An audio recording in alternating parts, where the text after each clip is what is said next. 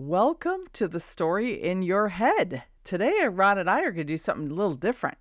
And today, we are going to talk about Ron's book. Ron just recently published a book called Everyone is Afraid. And Ron, I don't think this is the first book that you wrote. It's not. It is not the first book that I wrote. But correct. we didn't get to see the other book. No, that's, it was, how do you say that? Maybe when I'm famous in the world and I'm gone and they'll find the transcript and go, here's the original book you wrote. And everybody will go, yeah, we'll buy it, but it's not that good. The reason is it was a book about how I discovered. I mean, it's like factual stuff, details, like how I discovered what I discovered and what I tried and experiments I ran and all that stuff. And it's boring. I mean, in my mindset, it was like details, right? Like if you were somebody who was looking back in history and you're looking through all the stuff they went through to get there, it'd be a pretty interesting story. But it didn't fulfill on the effects that I was looking for, which was to help people discover what I discovered. I just told them how I discovered it. And I knew when I was starting to write it, I go, because I've told people what I've discovered before, and it never worked. Like you just say, well, I did this and I did this and I did this, and they go, I don't know what to do with that. Wait, I heard a couple things there. So you've tried telling people, and then I heard the word discovery. Yeah, you have to, like, we as humans, we don't, when we are learning, it's because there's outside things coming in, right? And that perturbs us in a way that we discover something. Like we don't actually learn from the outside world. We make connections inside of ourselves, and we build the stories inside of ourselves, and we discover, oh, God, that's me, or that'd work, or oh, that's cool, right?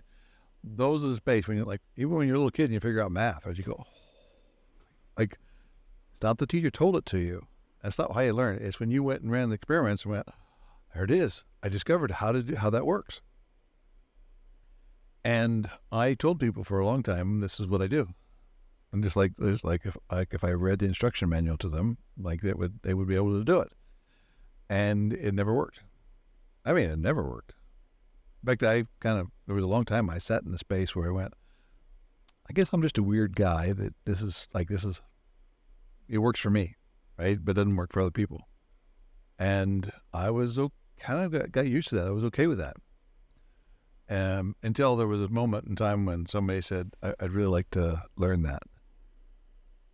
And so then I go, well, how do people learn? And then I figured out the process for how people learn, not just what the Macklin method is, but how people learn. So that I could present it in a way that people could learn. Can I ask you another, Yeah. For our listeners, you said, like this, you used the word this and that. What is the this and the that you're bringing forth in this book?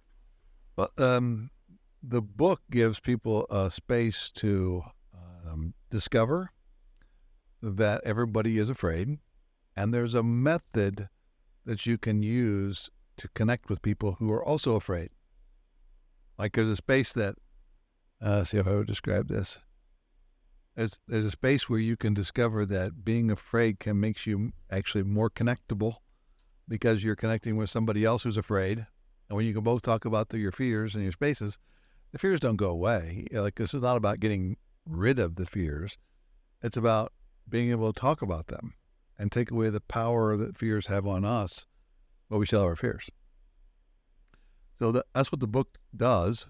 That's my intent of the book. That's my commitment inside of the book. And the first one was just telling. Of like, instead of someplace for people to discover. So there's a discovery zone that we, like when you read the book, you read through and you go, wow, yeah, that's me. Or, ooh, I've been that. Or, I felt that before. And to know that it's not just you, that there's something wrong with you, but there's something normal about you because you're afraid. And then you can connect and talk about them. And that's powerful. When I tried to tell people what I did in the first book, it was just me telling them. And humans don't like that. We don't work that well, being told what to do. All you got to do is tell kids, that's what you got to do. And they'll figure out how not to do it. How I listen to that is it's fun to discover. It is creative. Fun. Do you like to discover stuff? I love to discover stuff. Yeah. And it's not like watching Discovery Channel and you go, oh, there's that thing out there. As you go, oh, and I could try that over here. And then you run an experiment and you go, oh, that's how that works. Got it. Now we discovered and we used it, and now we're different. And that's why I created the book that I created. That's why it's a parable. Although we call it a fable because most people understand what a fable is. I've just watched people who wrote parables. They always call them fables. So we call it a fable. And how did you come up with the characters that you wanted in this book? Where do those derive from? I'm not going to say where they came from because those people should be protected from being... I got it. Right? Okay. Okay. Yeah. So like they had original names like Alpha and Beta and Theta and like inside there because I didn't want any tied back to any one person. And in reality, most of the characters are a combination of people that I've met and worked with in life. Right? Like we've gone through things together. Those who have passed at an early age, those who like kept fighting to do it their way or the best way they knew how, and not talking about their fears. And so a lot of them are me. A lot of them are a lot of my friends, a lot of my peers, coworkers, some people who are close to my age, some people much older than me, some people much younger than me. That's where I brought those characters from. But don't worry, guys. I got you back. We're not gonna talk about you. We're not gonna recognize the names when we notice ourselves in every one of them. Yeah. Well, that's kind of that's the space was to create characters that enabled people to connect to. So there's sometimes people who've read it recently, right? They come back and go, yeah, I saw myself in every one of those characters. I go, I got it. That's not where we drew them from. But that is like the space we created to where you could relate to it. Yeah. Yeah, I'm thinking about it sitting on, like, let's just say I'm in the airport and it's sitting on the shelf and it says everyone is afraid, and I'm going up there and I'm looking around to see if anybody's looking at me so I can quickly buy it and put it in a brown paper bag. Like, why'd you title it Everyone's Afraid? That's true. I mean, I envisioned what words would be on if it was sitting at a book stack at Costco. Like, so you got your cart there, you got some stuff in your cart, and you're standing there, you're looking down, and you go, everyone's afraid. And you look to the left, and you look to the right, and you go, nope, none of my family's around, nobody else knows me. And you kind of reach down and pick it up, put it under the jeans, but above the yogurt, right? And off to the checkout you go to. And there's a certain step of courage to pick up the book. Like it's not like it's all funny and ha-ha and you know it takes an act of courage to reach out and grab that book. But that's the first step for all of us, is to look at our fears. And it takes courage to do that. And once you have looked at it, and you can notice that not only is it you, but it's everybody, it's peaceful. It's really a wonderful space to be. And when I wrote the book, and I didn't set out to say, oh, I want to write a book. I was the engineering student who took engineering, not because he loved engineering, but because it had the least amount of English of anything that was offered, right? I don't know that I really loved engineering either, but I didn't have any desire to write a book. And when I had several people who said, you need to write a book about this. And I go, well, why do I need to write a book? because I try to tell people about what I'm learning. I don't have the words. Like I don't know how to tell them what I'm doing. And if you had a book, I could just hand them the book, right? I think that's probably where I got misguided at the first part. Was like, well, I'll just tell them like how I felt my fallback, right? I'll just tell them, right? Here's how I did it. And about halfway through that, I go, I this is not going to work. Like it won't work for my purpose. And my purposes are for anybody who's gone through our program or anybody who finds it, they can read it and get something to understand what it is we're up to. Because when I read a book that's an academic book, it's hard to turn pages. It's just painful to turn the pages, right? But if I get a story that gets me engaged in the story and I'm learning as I go, I forget that I'm learning and I'm just being in the story. So that's why we chose the fable format, because you can get into that format and you forget about all that other stuff, and you forget that you're afraid. You can you still go, I'm afraid, but now I don't want anybody to know I'm afraid. And that's the danger, is when you go, there's something wrong with me because I'm afraid. There's nothing wrong with you that we're afraid. And this story format allows people to actually notice that they're not alone, that they're afraid. Yeah, it makes me wonder why do we all act like we're the only one, though? Why do we think that? That's probably a great question for, people who are trained in this domain, psychologists, psychiatrists, whatever they are, in this space, right? This is how it occurred to me. I spend most of my, and I watch me do it to my own kids, right? I spend most of my time telling them things not to do. That's wrong. Don't do that. Don't do that. Don't do that. Don't do that. And not enough time going like, that was good. That was good. That was good. And so we kind of end up in a space where we have this common bombardment of where we can't do it. Like every time we tried something, it was wrong. It was bad. And we end up in a space where we're afraid to try. We're afraid to do anything. And we also learned that if you show weakness, the other kids will pick on you. So you build your shields up. I can remember being in 5th and 6th grade. Now, there was a time in there where I grew about 8 inches, now 6.5 inches in the summer. So I didn't leave and come back as the same looking person. I was short and round, and I had to learn to defend myself. And I learned sarcasm. And I learned, by the time it was called cutting people down or doing, I learned how to defend myself because people were attacking me, right? And I built my shields up, like in school, to protect myself, right? And then I came back taller, longer, taller, leaner, 10 pounds lighter, and an athlete, and I tried to play sports and all that. But I never forgot that little kid that was in 5th and 6th grade or 4th grade that was round and shy and scared and had to build all those protections to do all that. So we did that. I did that. And what I did was, I thought I was the only one. And I was the only short, fat kid, right? So I was the one who did that. Nobody else was that. Comes a moment where all of a sudden you realize, holy crap, I'm not the only one doing this. Dr. Yurko had a big presence in my space when he pointed that out.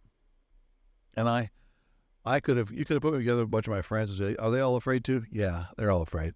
But to put me in a conference room with a bunch of the top business people from the Kansas City area, and every one of them had their hands up saying, yes, I'm afraid. And yes, I think there's something wrong with me that I'm afraid. I mean, that made it clear to me, my whole world shifted at that moment. Like, I'm on a new quest. How is this normal for us? And how can we make this a point to where we can connect? How can we make a better life for the fact that we're all afraid? And over the last 25 years, Deb, I've found over and over again, when I meet somebody who I consider to be a powerful, like they live a successful life, They talk about their fears all the time. People, yeah, I just barely know them, and they start talking about their fears. It's not like, oh, I'm afraid of this thing. They go, no, I was afraid of this, and I was afraid of that, and I was this. Yeah, it's just part of their conversation because they still are afraid. They can just talk about their fears, and it's okay. So, writing the book was created for the purpose of those who I know who want to share this with other people.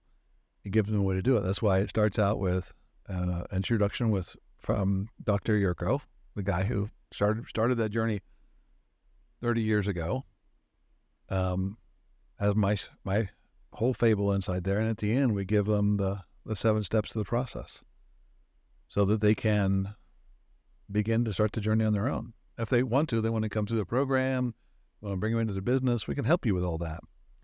There's a space where hopefully they can, see the steps in the action, and then they can actually make a difference for themselves. Yeah, that's great, Ron. You've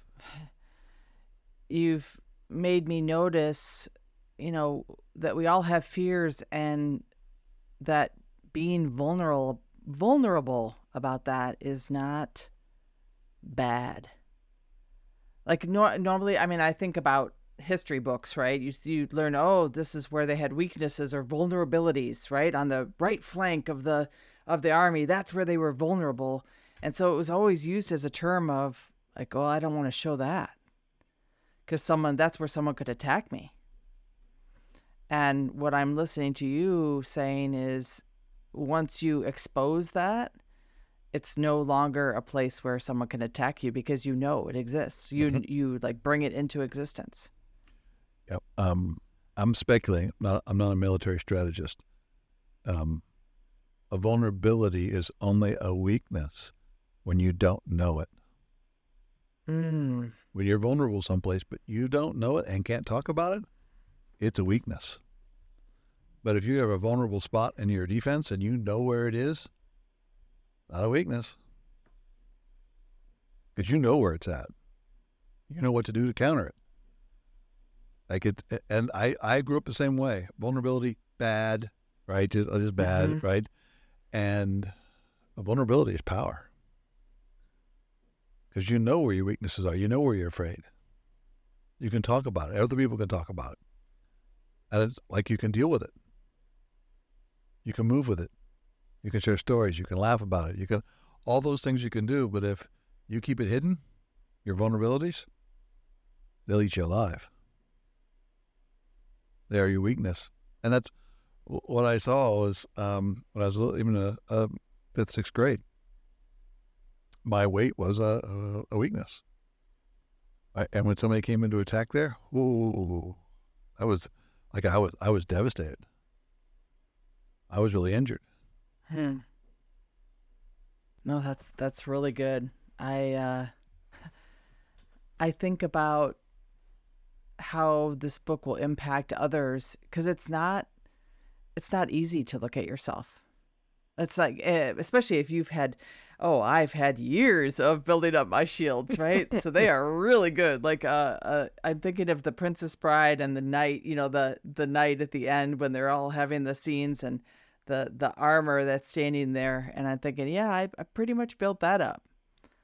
So it was difficult to take a look at myself in the context of this book and to see vulnerabilities that some I already noticed, and then some, like, it was hard to look at. What if it becomes easy to look at our vulnerabilities? If we can look at them and not have them devastate us. Because they can devastate me. They have. That's my stand. Everybody's afraid. We can speak about our vulnerabilities. We can talk about them. And it becomes easier to do that. Do you remember being in the room with Monty when he talked about what was going wrong with him? Mm-hmm. He didn't have any problem talking about where he was vulnerable, did he? No, he didn't. Nope. It wasn't like a big deal or production. He goes, there's this thing, there's this thing, and I can't do that, and I'm dying. And you went like, got it. When you can look at your own vulnerabilities and go, yes, that's them, and they don't have any effect on you, that's power. And the goal of the book is to let everybody to see that. Be open to that. Yeah, one of the things I mentioned in a previous podcast, I wish I would have read the book when I was a lot younger, because I notice some of the characters getting caught up in the culture, right? The culture of, I don't want to look like I'm afraid, and or I'm supposed to work long hours and spend little time with my family, but that's just the way things are. And all of those kind of things get revealed to the characters in the book, right? I'm not trying to be a spoiler here, but like how they notice their life and the circumstances around which they notice their life and what they're doing that they aren't really happy about. Did you have a revelation like that in your life, where there was a time where you saw yourself in these characters and said, I need to change? Yeah, many of those. I'll share one, which was when our oldest was he had just learned to walk. I was traveling still quite a bit. And Noam Lake Connie always showed up at the airport with the van, the white van. I'd be looking for the white van, looking to the left, white van, white van come up. I jump in, where we go. And I look to my right, and there's this little blonde-headed kid. Little kids don't walk smooth. They kind of bounce, boom, boom, boom, boom, boom. This little kid walking at me, and I go, oh, my God, that's a cute. Oh, my God, that's my kid. I'd been gone for 3 weeks, and he changed. I looked up, there was Connie and all that, and that was the last job I went on. And for the longest time, when I come home, or Garrett would run up and attack, and Lauren and Brennan would go, he comes home every night. What's the big deal? Right? But that was not that way for Garrett. Right? And he, what is it? Somebody asked him, where's your daddy work? He works at the airport. That's where he dropped me off, and that's where he picked me up. Right?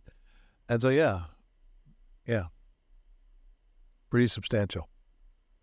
To shift to go, and I thought, the more I worked, the more money I made, the more promotions I got, the more space I got, all that kind of stuff, then someday I'd have the family life.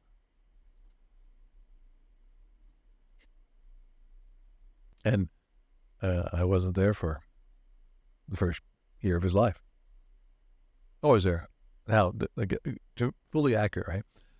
From about mid-February to May 1st, I'd be gone. And then September, I'd be gone. But I had the whole summer's home. But it was during one of those fall seasons outages that I was in Virginia. I came home. And that was the last one. Yeah, you made me think about I'll be happy when. Yeah. Or I'll be the conditional of, okay, if I just have all my money and I just do all the thing and I get the promotion and the title and all okay, then I'll be happy. But time isn't stopping for any of that. Like my kids, same thing, right? Grew up, and you look around, you're like, wow, like if I wait to be happy when, those possibilities might not even be there when I get there. Well, there'll be different possibilities, but they won't be the ones that you had. Mm-hmm. And then there's also this base of, I got a review that even though I was very successful and as a project manager, and the people who worked for me valued and wanted to work with me, a review I got that I hadn't done anything to build trust with any of the other managers. Like, I go, I got it. You take care of your team, but these other guys over here, They don't know whether to trust you or not. Hmm. And they're just going like, you mean setting world records and high performance rewards and customer acknowledgments? That's not enough to build trust. Like, that's what my goal was. I didn't set up like, how do I build trust with that person? They didn't do it. It's in a book too. Hmm. And when you can build trust, as in I can trust them, not like oh, they're finally good enough I can trust them. No, I trust them and become a partner in that. It opened up a whole new world. That's amazing. And there's more in the book, a lot more, right? Well, and how special was it for you to have Dr. Bowen White write the intro for you? That was shout out to Bowen. I was lucky. I mean, it was really lucky. As you know, we teach the unapproachables, right? You have to go out and talk to your unapproachables. So Bowen, who I tell the story many times, but I'd never had a conversation with him since then. So I go, well, I should reach out. So about 3 years ago, probably 3.5 years ago, actually before the pandemic, I sent him a LinkedIn request, told him like how I met him and all that kind of stuff, right? And it just languished, right? He told me later, he goes, I did that for a little bit, but then I forgot about it. And then, I don't know, about 5-6 months ago, he was on holiday in France with one of his daughters. And he goes, he checked his LinkedIn and there was this post that I put up 3.5 years earlier. And he replied back to it and goes, if I hadn't been in France hanging out with my daughter, you made my day. So I responded back. I was going like, I was blown away. 3.5 years later, right? And I go, should we meet for coffee? And he goes, yeah, where do you live? I go, I'm in Overland Park. Me? Really? Me too.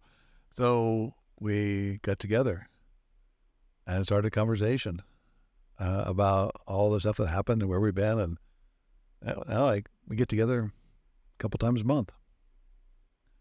There's so much we have in common. The journey was similar, right? And then when I don't know, maybe it was you who came up with the idea. I don't know who came up with the idea to ask him, but when we asked him to write the intro, he said yes. It was pretty cool because he helped shape part of my life. Pretty significant part. And Yeah. And he told a very vulnerable story. It's a great story. Well, how I hear is he helped shape the stories in your head. Yeah, he did.